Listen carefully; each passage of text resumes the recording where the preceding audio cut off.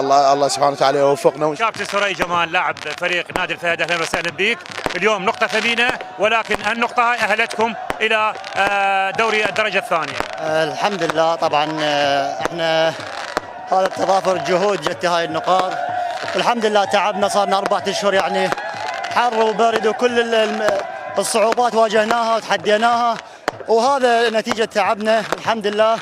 طبعا الإدارة هي المشكورة، وفرت الدعم اللازم، اللاعبين، الكادر التدريبي اللي تعب ويانا، وكل شخص بالنادي له دور بهذا التأهل، وإن شاء الله نرفع راس هذا الجمهور لأنه يستحقون ويستحقون كل الدعم، لأنه دعمونا بكل دقيقة سواء بملعبنا أو خارج ملعبنا. اليوم مباراتكم صعبة كانت اليوم؟ طبعا مباراة صعبة، لأن القرب ما يخدمه بس الفوز، لكن الحمد لله احنا كنا مسيطرين على المباراة. لولا الهدف اللي سجلناه على هدف عكسي يعني كانت المباراة تروح لصالحنا.